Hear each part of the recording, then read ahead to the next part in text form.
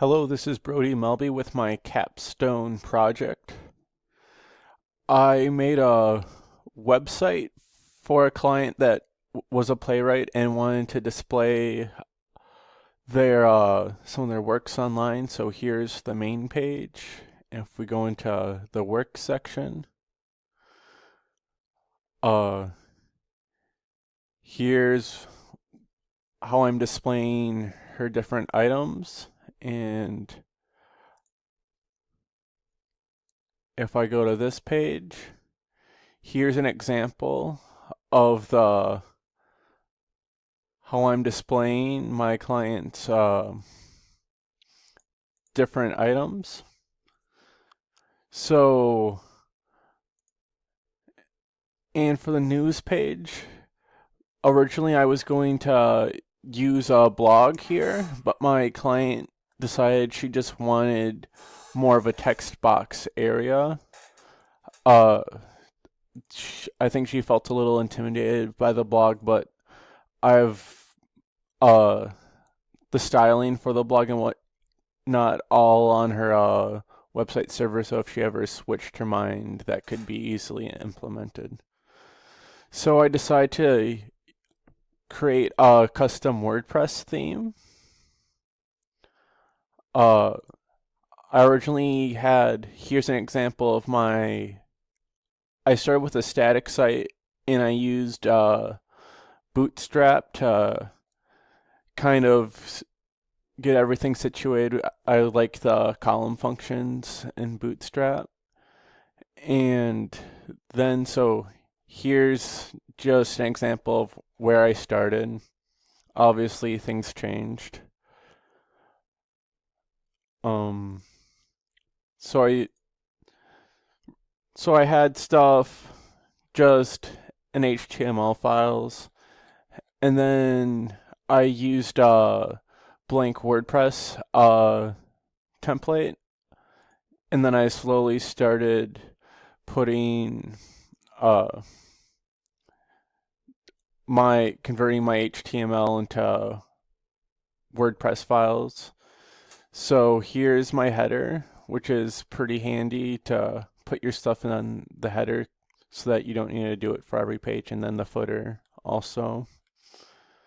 So an example of some coding I did for this project.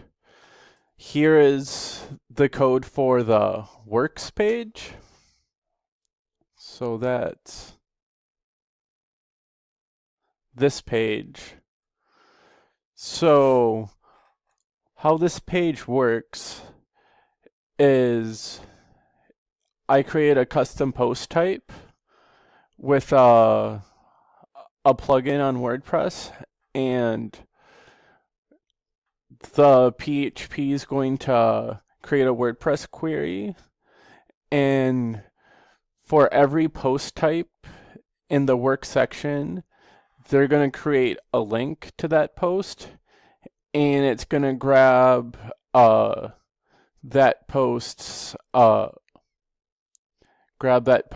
main image to create a thumbnail. So if we go into the dashboard here in the works,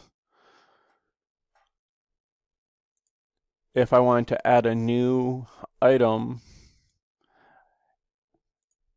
I have use advanced custom fields to create a user-friendly section so that there's no hard coding to add new items.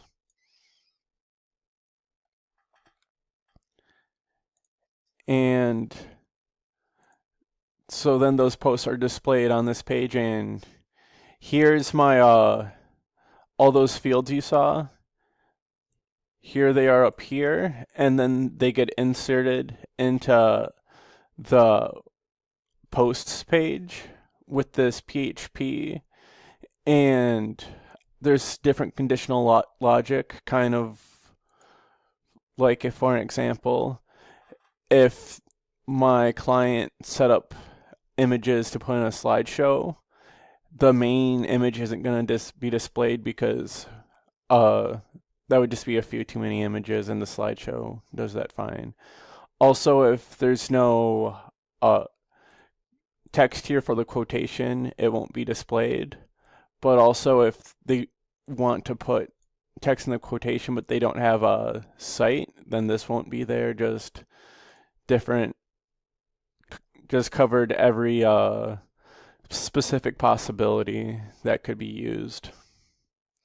And then I used Slick, which is a JavaScript code that is out on the internet, pretty useful to create the slideshow, which came in handy. And so then I developed the site on a local server, and then I got some hosting space for my client and migrated up to there. Had to do a couple SQL queries because uh the WordPress tables were pointing to my local host and I needed to make them point to my new domain. But here's all the files. Made a custom page for everything, so that was the first time I've done a custom WordPress theme, and definitely a learning curve, but I really enjoyed doing it.